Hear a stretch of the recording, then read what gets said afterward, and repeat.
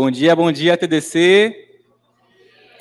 Me apresentando rapidinho, né? Eu tenho uma jornada um pouco diferente, digamos assim. Então, eu comecei fazendo engenharia de mineração e petróleo. Já fui muita mineração, já visitei plataforma também. E aí, conheci o mundo de recrutamento. Depois, conheci o mundo de people e me formei em engenharia de software. Então, assim, vocês viram que eu tenho uma pessoa um pouco indecisa, talvez, mas me encontrei em people, com produtos também. E eu estou na Acreditas com a Amandinha também, cuidando dessa parte de Product Manager em people. Bom dia, pessoal. Que prazer, que honra estar aqui com vocês. Eu estou na área de recrutamento e seleção há 17 anos, então aí não quero revelar a minha idade, né? Mas o tempo já conta. E nos últimos 4 anos, eu venho tentando transformar a área de people para uma área mais ágil, uma área com agilidade. E recentemente fiz uma transição na minha carreira. Hoje, dentro da Acreditas, eu sou master na área de performance, justamente trazendo esse olhar de entregas e resultados voltado para produtos dentro de people. Perfeito. E aí, até para a gente começar, eu quero começar com uma perguntinha que acho que interação é muito importante também, né? E aí, hoje, no time de vocês, quem aqui acredita que se tivesse mais orçamento, ou um time maior, ou algo do tipo, conseguiria entregar mais ideias ou mais resultado? Levanta a mão, por favor. Muita gente, né? Boa, metade das pessoas, mais ou menos. E aí, a segunda pergunta. Se você tivesse uma reunião semana que vem para conseguir esse orçamento, quem aqui conseguiria esse orçamento na mesma hora aprovado? Levanta a mão também. Tem uma pessoa ali que conseguiria? Conseguiria? Já está pronto? Perfeito. Vamos falar sobre isso também. Mas, assim, basicamente, uma pessoa levantou a mão, e esse é um ponto que a gente vai falar hoje, que o JP trouxe bastante. Como é que a gente consegue mostrar o valor da área de people para o negócio como um todo? Então, a gente hoje ainda está no mundo capitalista, né? Então, hoje, muita coisa sobre lucro e sobre uma siglazinha chamada ROI. Então, retorno sobre investimento. A gente ainda precisa falar bastante sobre como a gente tem esse retorno pensando em negócio, tanto de valor e quanto em investimento. E aí, explicando de forma bem rápida, não vou entrar aqui em mérito de cálculo, sou de engenharia, mas sei que vocês são de humanas, a maioria também, então não vou entrar em muito cálculo, mas a gente precisa entender que existe um dinheiro que entra, que é o investimento, esse dinheiro é multiplicado para gerar receita, e depois a gente tem esse lucro. Então, retorno sobre investimento é a gente investir o dinheiro e ter um retorno sobre isso. E por que isso aqui é tão importante? Quando a gente pensa numa fórmula, né, parece simples. Então, pego meu dinheiro, coloco meu dinheiro aqui, meu dinheiro multiplica, eu pego o dinheiro de volta. Então, assim, é como muito CEO ou muito empreendedor pensa. Mas, e se na área de people você não gera receita, como é que você mostra esse valor para o negócio? Então, a gente tem a receita, a gente tem um custo. Vendas, por exemplo, vende 100 mil, vende 200 mil, tem um valor claro ali. Mas em people a gente não gera receita. Então, que tipo de retorno a gente vai gerar? E aí, para essa perguntinha, eu deixo a Amanda responder para a gente. É uma ótima pergunta, né? Porque é isso, a área de people não gera receita. Então, como que a gente gera visibilidade e entrega dos nossos resultados? Pode passar. Então, quando a gente fala de produtizar uma área de people, a gente está falando de trazer foco para o resultado. Então, o que a gente quer atingir? O que a gente quer trazer de resultado para aquela nossa entrega? Normalmente, a área de people é uma área que faz muita coisa. E quando a gente pergunta por que vocês fazem isso, a maioria não sabe responder, que foi o que o JP falou aqui agora há pouco. A síndrome de Gabriela, eu faço porque todo mundo fez. Olhar para produto é olhar para um foco. Qual é o produto que a gente quer entregar, que vai trazer resultado e impacto para o nosso cliente, e a gente vai poder trazer visibilidade para a área de people. E aí, pensando nisso, Iago, olhando para projeto, quando a gente olha para projeto, a gente tem começo, meio e fim. Quando a gente olha para produto, é começo, meio, meio, meio, meio e meio. Não vai ter fim. Porque o produto ele é mutável. Você precisa sempre voltar nele para entender se ele precisa ser modificado ou melhorado. Por isso, o produto precisa ser testado. E a gente precisa testar por quê? Para entender se as pessoas estão utilizando esse produto. O produto ele só nasce quando você sabe para quem você vai fazer esse produto, por que você está fazendo esse produto e o que você espera de resultado desse produto. Às vezes a gente tem muitas ideias e a gente não sabe como colocar essa ideia em prática ou o que a gente espera de retorno dessa ideia que a gente cria. E aí o produto ele morre. Ele morre porque se você não testar ele e se as pessoas não usarem ele, você só gastou tempo. E o que a gente não quer na agilidade é desperdício de tempo. E aí, Iago, como que a gente mostra o nosso ROI, sendo que nós não geramos receita, mas olhando para produto para gerar resultado para people? Difícil, viu? Saia justa, tá? Difícil essa pergunta aí. Mas a gente tenta responder. Acho que muito do que a Amandinha trouxe, vamos voltar naquele ponto que eu falei antes de capitalismo, lucro, que é o foco das empresas. Quando a gente vai olhar para lucro, tem geralmente duas formas que eu conheço, pelo menos, de aumentar o lucro. Ou você aumenta a receita e mantém o custo, ou você pode manter a receita e diminuir o custo. De forma bem simples, é basicamente isso. Se sua área não gera receita, a forma que você tem de impactar o lucro é diminuindo esse custo. Então, para RH especificamente, a gente pode falar muito de aumento de eficiência, né? Com layoff, com tudo que vem acontecendo, a gente tem falado muito sobre isso. Aumentar a eficiência, aumentar mais resultado de forma prática. E aí, quando a gente olha para aumento de eficiência, a gente pode pensar em três formas, né? Então, digamos que a gente automatize um processo para alguma área, ou conseguiu melhorar algum processo. Isso provavelmente vai reduzir o tempo. Se esse processo era feito em 8 horas por dia, está sendo feito em 4 horas por dia, existe um cálculo que eu mostro depois que a gente pode fazer para transformar essas horas em dinheiro. Então, redução de tempo também é reduzir dinheiro. Se eu custo 10 mil reais para a empresa e eu gasto menos horas com aquilo, eu estou reduzindo aquele investimento. Eu tenho uma diminuição de custo aqui. Redução de investimento. Então, a gente pode ter, por exemplo, um software, um processo, uma máquina, algo do tipo que funcione, e com alguma mudança, uma automatização, por exemplo, a gente consiga diminuir esse custo. Ou pegar um software mais barato, um software um pouco mais barato, diminuir o custo. Então, segundo tipo. E o terceiro tipo, redução de pessoas. Essa aqui está um pouco mal escrita, porque não é sobre layoff e demitir gente, tá? É zero sobre isso. É basicamente a gente pensar que as pessoas podem ter novas funções. Então, se eu automatizo o trabalho daquela pessoa na função X, eu posso pegar ela e colocar na função Y, porque hoje ali ela não é mais necessária. Então, tem basicamente essas três formas que a gente geralmente utiliza na Acreditas para poder pensar em redução em ROI, no caso, né? Então, a gente tem redução de tempo, de investimento e redução de pessoas, que são atividades e funcionalidades. É importante, quando a gente vai pensando em um produto, se o seu produto estiver dentro de alguma dessas caixinhas, possivelmente você vai mostrar resultado da área de people para o negócio. Se o seu produto não gera eficiência, não reduz tempo, não reduz investimento, ou não gera eficiência nas pessoas, que a gente pode pensar, por exemplo, uma área de people precisa ter 10 pessoas sêniores? Porque a gente sempre coloca o otimismo em cima das pessoas sêniores. Não, eu preciso de 10 sêniores, porque para entregar isso daqui só uma pessoa sênior. Será? Será que uma pessoa plena não conseguiria? Será que uma pessoa júnior não conseguiria? Será que você precisa ter um custo de 10 mil reais para 10 sêniors? A gente precisa pensar nisso para entender se a gente está gerando valor ou não para o negócio. Boa, perfeito. Mas eu acho que eu falei muito de números aqui, engenharia, enfim, falei muito de dinheiro, ROI, etc. Mas a gente sabe que valor vai muito além de dinheiro, né? Vai muito além de ROI, muito além de lucro. E aí, Amandinha, o que é que tem além do lucro que a gente falou hoje? Bom, então, antes de produtizar uma área de people, acho que tem aqui alguns desafios. E o JP já trouxe vários, talvez até seja um pouco repetitivo aqui. Mas acho que o primeiro deles é mudar a mentalidade da área de pessoas. Esse é um desafio, assim, imenso. Porque é isso, a gente nasce de uma forma e a gente fica dessa forma. A gente não questiona os processos, a gente não questiona as coisas que a gente faz, e a gente é conhecido como uma área de back-office. A gente entrega o que o cliente pede. E a gente precisa mudar este papel nosso, né? Então, a gente tem que sair do back-office para um papel protagonista. Eu domino o que eu conheço, eu vou entender a sua necessidade, vou pensar o melhor junto com você, e não somente entregar o que você me pede. Formar times multidisciplinares. Deus do céu, esse é um desafio, assim, que dói muito no coração, o quanto demora para as pessoas entenderem que a gente trabalha junto, né? Então, as pessoas trabalham em caixinhas separadas.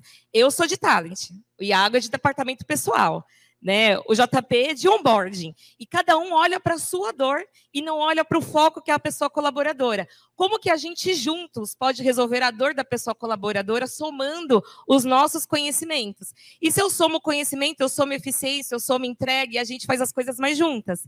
O que a gente mais sente de dor ou sentia de dor nesse processo de mudança, não acreditas?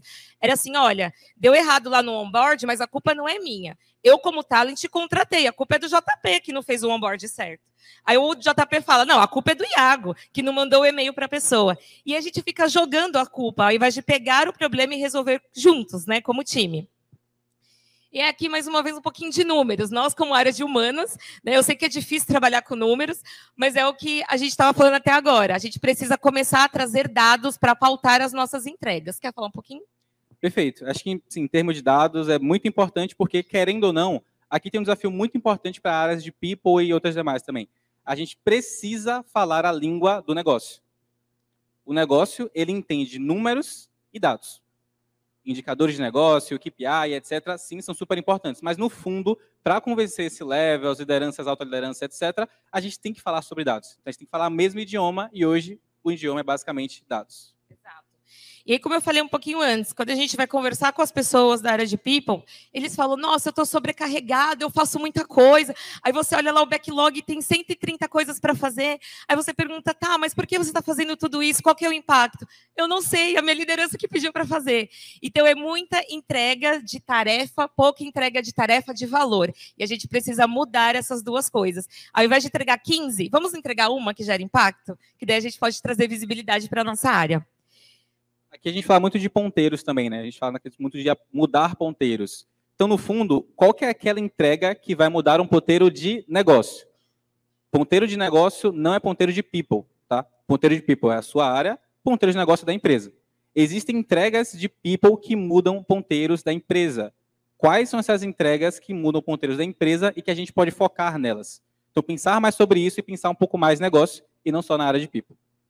Bom, e quando a gente fala de falta de foco no cliente, é você trazer ele para a construção. Às vezes a gente monta um monte de coisa e a gente não pergunta para esse cliente, você gostaria disso? Vai te atender isso? Então a gente investe valor de tempo criando N PowerPoints, criando N ideias, e quando a gente chega no cliente, ele fala, nossa, isso não vai me ajudar em nada. E aí você só, mais uma vez, desperdiçou tempo. Então, trazer o cliente para a construção é essencial, a gente precisa ouvi-los.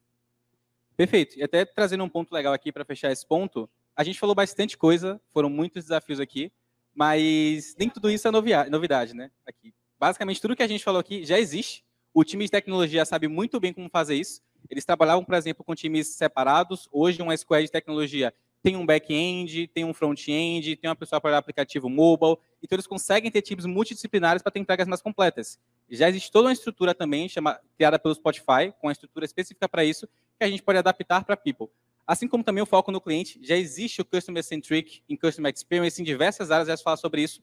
A gente basicamente pode pegar esses conceitos que já existem e trazer mais para People. E aí, um pouquinho do que a Amandinha falou, né? Que era a jornada tradicional que a gente tinha na Acreditas, um pouco do que mudou também. E aí, a gente tinha ideias muito departamentalizadas. Então, aqui é basicamente um exemplo de algumas funcionalidades por área, mas cada área estava na sua caixinha. Então, Talent era contratação, Academy era capacitação, People Data, que é a nossa Analytics, era basicamente análise de dados. Então, a gente tinha pessoas muito separadas e não tinha uma provocação de, cara, tem processos que a gente faz em conjunto. A gente não pode lidar com isso como áreas separadas. A gente precisa lidar com isso como áreas em conjunto. Mas no modelo tradicional de RH, seria basicamente isso aqui. Eu tenho um time de Talent, que está lá numa ponta, eu tenho um time de Academy na outra ponta, o time de People Data na outra ponta, e cada um fazendo sua caixinha. E por que não a gente mudar essa forma de olhar, né, Amandinha? Acho que basicamente é o centro que a gente vai falar hoje também. E a gente tem ouvido o mercado falar muito, né, sobre o EVP, que nada mais é do que olhar para a jornada da pessoa colaboradora. Como que as empresas hoje fazem entregas de valor para as pessoas colaboradoras? Então, alguns anos atrás, a gente poderia dizer que as empresas contratavam as pessoas candidatas, escolhiam. Hoje a gente sabe que as pessoas candidatas têm escolhido as empresas, pelo que elas olham no LinkedIn, pela experiência que elas têm dentro da empresa. A gente percebia um recrutamento e seleção que dava uma experiência incrível na contratação, porque você quer trazer a pessoa para fechar a vaga, mas dali para frente a pessoa não tinha mais uma experiência boa. Demora no retorno quando eu tenho dúvida de benefícios, faço uma movimentação de carreira e dá tudo errado, muda o nome do meu gestor, não aparece no sistema, muda o nome da minha equipe. Né? O offboarding, uma experiência horrível que as pessoas têm no offboarding, porque é offboard mesmo, você está saindo da empresa, então, ó, tá aqui um e-mail, lê, tá bom? Como que vai ser sua saída, que dia que você vai receber sua rescisão. E não é essa a ideia. A ideia é a gente, como área de people, pensar na boa experiência, na jornada da pessoa colaboradora, desde a contratação até o offboarding. E aí, como que a gente fez isso dentro da Acreditas, né? Como que foi na prática? A gente falou, mas na prática, né? Que até foi basicamente conceitos, teoria, etc., mas tem a parte prática também, né? E aí, o que é que mudou especificamente? Acho que a Amandinha é especialista basicamente nisso. Ela foi a protagonista de trazer isso para Acreditas. E aí, fala mais para a gente, Amandinha. O que é que mudou na prática? Então, eu vou contar um pouquinho como é hoje, depois eu entro no detalhe dessa implementação. Então, a gente pensou na jornada dessa pessoa colaboradora, quais eram os temas que atendia essa jornada.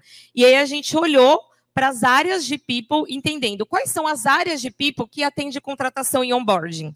Quais são as áreas dentro de People, as pessoas dentro de People que atende performance e desenvolvimento, que atende carreira e offboard, que atende a parte de solutions para nós e departamento pessoal, e relacionamento aos nossos People Partners. Então, a gente entendeu como a tecnologia já fazia, como o Iago falou, que na tecnologia eles já trabalham com time multidisciplinares, Então, hoje essas squads, elas são formadas de pessoas multidisciplinares de people. Então, em contratação, a gente tem pessoas de talent, a gente tem pessoas de admissão e a gente tem pessoas de onboarding. Todos juntos para somar a dor ou melhorar a dor nessa experiência. E todas essas, a gente chama de círculos, né? Então, é um círculo realmente contínuo. A pessoa entra lá, passa por aqui. Relacionamento, que são os people partners, a gente entende que eles precisam ser o centro, porque eles fazem a ponte entre a área de negócio e a área de people. Então, eles precisam saber de tudo o que acontece dentro de cada círculo. Perfeito. E reforçando o que a Mandinha falou, assim, acho que esse desenho está bem visual, mas na prática é exatamente isso aqui, tá? Então, a gente conseguia ter pessoas de diversos times, de múltiplas disciplinas, atuando para resolver o mesmo problema em comum. Então, na contratação, como a Mandinha falou, a gente tem a contratação em si, que é recrutamento, a gente tem o onboarding, que é Academy, a gente tem a admissão, que é Solutions, a gente tem dados de contratação, que são People Analytics, e por que não ter uma squad, né, uma tribo ou um círculo que una tudo isso e tem esse foco comum. E aí, implementação, né? Vamos falar um pouco mais da prática também, novamente. Então, a gente teve aí 5 etapas para implementar, que não foram fáceis. No final, a gente conta um pouquinho das lições aprendidas. Mas a primeira delas foi olhar para os OKRs. Acho que é um outro tema que a gente tem falado muito no mercado. Os OKRs, ele traz foco naquilo que nós queremos entregar. Então, a gente percebeu uma área de people, mais uma vez, que estava entregando muitas coisas, mas não tinha impacto no negócio e não sabia por que estava entregando aquilo. Então, os OKRs, ele traz ali os objetivos, que já quebra ali nos dados que a gente quer mudar. Por exemplo, um que nós temos é melhorar a comunicação dentro dos times. O que nós vamos fazer para melhorar a comunicação dentro dos times?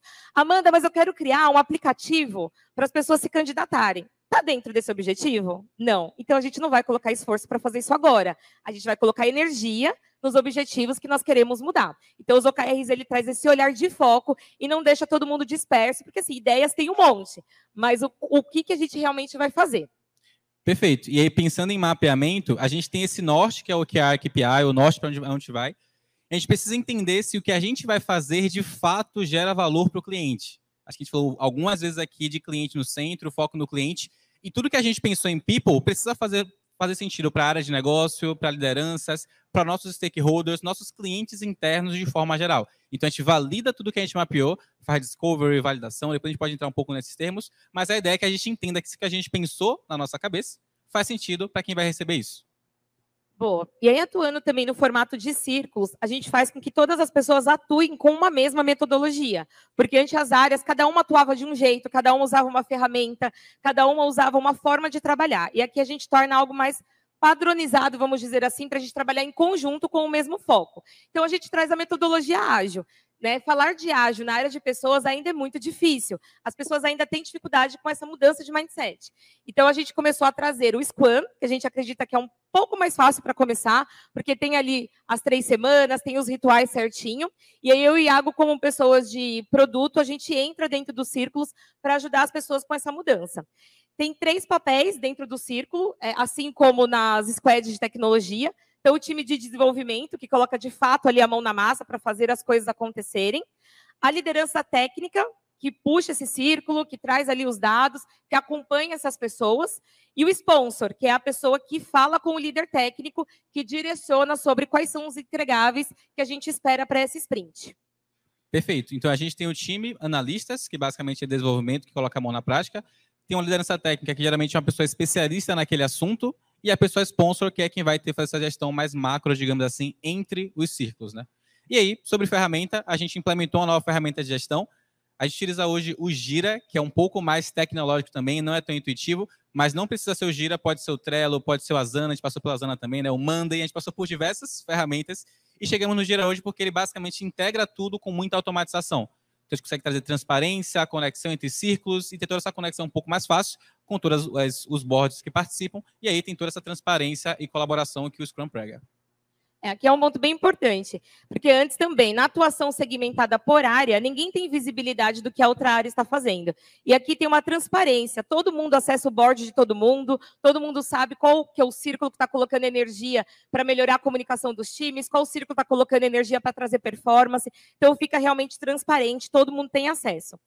E, por último, a capacitação. Por último, porém a mais importante e a mais desafiadora, né, que é a gente treinar as pessoas de People sobre esse novo olhar, sobre trazer essa agilidade, sobre trabalhar com uma ferramenta nova. É muito desafiador, porque eu posso te capacitar, mas você pode não querer. Né? Eu posso te ensinar o ágil, mas você pode não querer aprender o ágil, não querer colocar ele no seu dia a dia. E aí as pessoas que não querem, que de fato estão mais habituadas com o modelo tradicional, acaba não dando certo com esse modelo ágil. Né? Que tem ali datas, que tem entregáveis, que tem o foco das coisas que precisam ser feitas, que traz um pouco mais de performance de fato. Então aqui a gente ainda está, né, nesse momento de fazer essa mudança. Acredito que 50% do time já se adaptou, tem ainda 50% tentando se adaptar, mas já está funcionando super bem. Agora, em março, a gente termina nossos primeiros 3 meses nesse novo modelo. Já tem assim, vários entregáveis e um bem importante que a gente trouxe para complementar hoje com vocês. Perfeito, foi suado, né? Mas passando um pouco de resultados gerais, depois a gente vai entrar no case específico, a gente teve basicamente 11 sprints, que são esses períodos de 3 semanas, 17 produtos entregues, foram basicamente a área de People inteira envolvida, então mais de 100 pessoas atualmente, né, com 15 áreas específicas e a duração de 10 meses.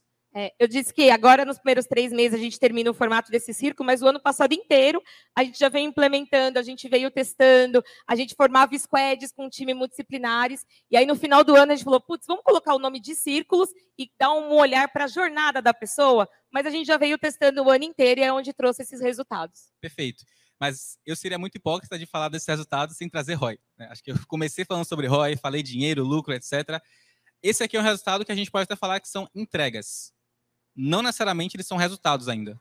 Porque esses 17 produtos que a gente fez poderiam não ter impacto nenhum no negócio. Então a gente fez várias entregas sem nenhum resultado. E geralmente People, áreas de People em geral que a gente já conversou no mercado, apresentam um resultado assim. 17 produtos, sem valor que eu não sei, o público-alvo que eu não sei, o impacto que eu não faço ideia. Isso aqui é entrega. Isso aqui é resultado.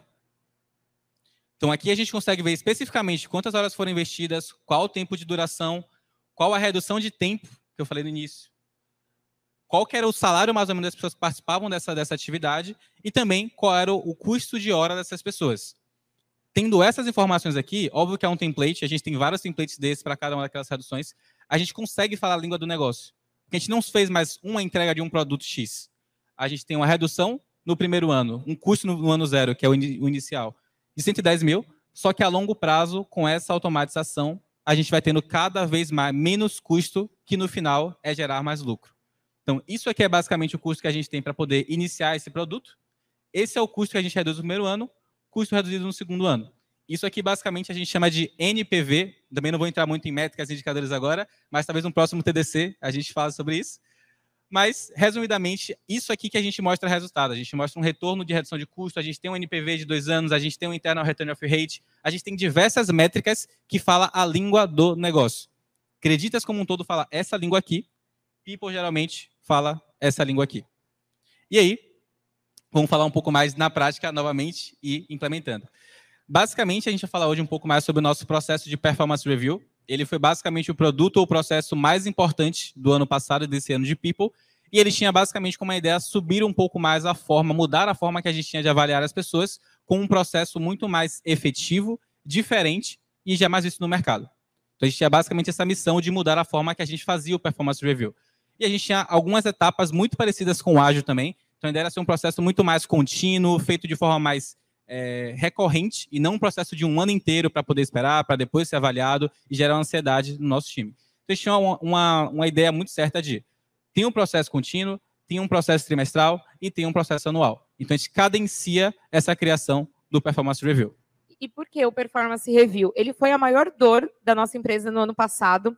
A gente tinha um Performance Review que o mapa de desenvolvimento das pessoas eram construídos a cada 6 meses. Na Performance Review, a gente percebeu uma subjetividade tamanha das lideranças. Então, a maioria das pessoas da Acreditas estavam em Q9. Né? Não sei se todo mundo aqui conhece o Ninebox, mas Q9 é alta entrega, com alta competência. E a gente foi questionar isso, né? Questionar esse processo. E a gente percebeu que as lideranças tinham dificuldade de dar ali um feedback construtivo, de ser sincero com as pessoas. Então, o Iago era Q9 porque eu gosto do Iago. Eu trabalho com ele, ele é uma pessoa muito legal. Eu não consigo ficar sem o Iago. Tá, mas quais são as entregas do Iago? Eles não sabiam dizer. E, na verdade, quando a gente foi vasculhar, né, olhar ali mais a fundo, tinha muitas pessoas que já não estavam performando mais. Então, a gente falou, poxa, é a hora da gente reconstruir o nosso processo de performance review. Boa. E aí, fazer uma analogia um pouco mais rápida, né, Cleiton? A gente adora analogia. Então, a gente tinha a nossa cozinha, basicamente, e na cozinha a gente tem diversos cargos, né? Não sei todos, mas basicamente tem o chefe, tem diversas posições que eles trabalham em harmonia. Então, se alguém falhar na cozinha, impacta lá no final do cliente receber o prato. Então, a cozinha tem que estar em harmonia, o caixa tem que estar em harmonia e a pessoa que faz a transição do prato para trazer e para levar tem que estar em harmonia. E a nossa cozinha não estava em harmonia, basicamente. Então, a gente precisava ter vários pontos para melhorar, de ter um processo mais assertivo, como a Amandinha falou, sempre embasado em dados, que é super importante, para a gente conseguir, basicamente, ter um aumento de performance e drivar, né, orientar esse aumento de performance para acreditas de forma orientada a dados. E aí, não existe uma receita de bolo, então a gente procurou em diversas empresas do mercado, procurou benchmark, procurou template, procurou processo, procurou no Google, no ChatGPT, em vários lugares, a gente não achou nenhuma forma que se adaptasse ao que a gente queria. Então, a gente criou a nossa própria receita de bolo. A gente viu vários benchmarks e a gente chegou numa primeira ideia de ter um processo de forma contínua que conseguisse ter uma iteração, né, uma revisita nele durante esse processo e que a gente conseguisse, basicamente, reinventar a forma que a gente fazia o PR. E foi na conclusão que a gente chegou. Não tinha como copiar. A gente tinha que criar do zero um novo Performance Review. E aí, durante o processo, a gente passou por um ponto que a Amandinha já trouxe bastante. Não era só criar uma receita, não era só fazer um prato. A gente tinha que rever a nossa cozinha. O problema não era o prato, o bolo, a receita. O problema era a cozinha como um todo. E percebam, não é os funcionários da cozinha ou o time da cozinha. É a cozinha realmente. A forma que a gente pensou e estruturou a nossa empresa não estava realmente orientada a criar o melhor processo de Performance Review. E a gente começou um processo bem forte, basicamente, de validar um processo, tudo que a gente falou aqui, né? Mas validar, orientar dados, começar a ter um foco muito grande nesses conceitos de produtos para poder drivar a criação do Performance Review. E aí, a gente decretou, basicamente, 5 visões importantes. Vou passar bem rápido por elas, mas, basicamente, a gente tinha a avaliação de resultados, do PR e etc. E aí, vamos falar um pouco mais na prática do que a gente fez dentro do Performance Review. Tem um conceito muito importante de produto, que é o MVP. Então, você testa, aprende e depois traz os resultados. Para o MVP, a gente fez um piloto, e esse piloto a gente passou por diversas dinâmicas de tanto frameworks, ferramentas, tecnologias, diversos pontos que existem em tecnologia e produto para poder validar a nossa ideia de Performance Review. Então, a gente não lançou um PR do nada. A gente lançou uma ideia de PR, testou pequeno, aprendeu, melhorou e depois lançou para a empresa. Aqui em cima tem um pouco sobre os frameworks, depois a gente passa por eles também, mas, basicamente, a gente conseguiu esses resultados no piloto, que foram ano passado. Nesse piloto de teste, a gente conseguiu 100% de adesão de metas, então todo mundo criou metas na empresa. A gente tinha metade desse piloto com alto engajamento, então altas visitas da ferramenta que a gente utilizava, 92% de lideranças fazendo no ano o formato e na frequência que a gente queria, muitos feedbacks trocados, mais de 200 feedbacks trocados, e por fim, o PDI, 96% das pessoas criaram. Isso aqui é só o piloto, tá, pessoal? A gente já tem um PR desse ano, que também é um outro case que a gente pode falar, mas, basicamente, tudo isso aqui a gente adaptou para entender que o nosso modelo ele fazia sentido, ele tinha resultados tangíveis e, por fim, provavelmente era o melhor modelo realmente.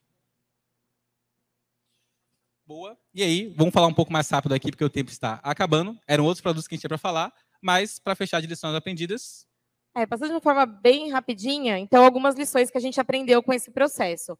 A gente fez muitas mudanças ao mesmo tempo, então fica mais difícil das pessoas se adaptarem a elas. A gente precisa usar o modelo Kaizen, que é uma melhoria contínua. Eu mudo, adapto, mudo mais um pouco. Todas ao mesmo tempo não deu muito certo. Colocar pessoas certas nos lugares certos, né? A gente tinha pessoas certas nos lugares errados, então elas não performavam muito bem. Sobrecarga de tarefas manuais, por isso que a gente precisa pensar nas tarefas manuais. Tinha mais de 135 horas investidas, né, de um time só em tarefas manuais. Dados não é apenas sobre ter, mas também sobre como conseguir. Quais são as fontes que a gente tem aonde ter esses dados. E a mudança para o mindset ágil, que eu já falei um pouquinho, que foi bem desafiador. Boa. A gente deu uma acelerada rápida, mas, basicamente... Antes de abrir para dúvidas, a gente vai falar aqui uma novidade, né? Uma novidade de lançamento. E a Amandinha pode super dar essa novidade. Pode passar. E aí, pensando, né, nessa criação de vários produtos, eu e Iago, a gente trabalha juntos há 4 anos. A gente vem trabalhando juntos em algumas empresas, em todas elas criando produtos para a People. E aí muitas pessoas nos convidam, meu Deus, como que vocês criam, como que faz, nos ajudam. A gente lança hoje aqui no TDC a Refactoring, né, para poder apoiar as áreas de People. A gente vai dar prioridade para quem é do TDC, então se vocês enviarem um e-mail para a gente, no máximo até segunda-feira, a gente vai enviar uma cortesia, entender também quais são as dores, para a gente poder apoiar vocês nas entregas desse produto também. Aqui também tem os nossos LinkedIns, fiquem à vontade para adicionar. Foi um prazer enorme estar aqui com vocês, espero ter contribuído. E deixo aberto aí para quem tiver dúvida, se ainda der tempo, se não, manda para o pessoal aí que a gente responde depois. Boa. Obrigado, pessoal.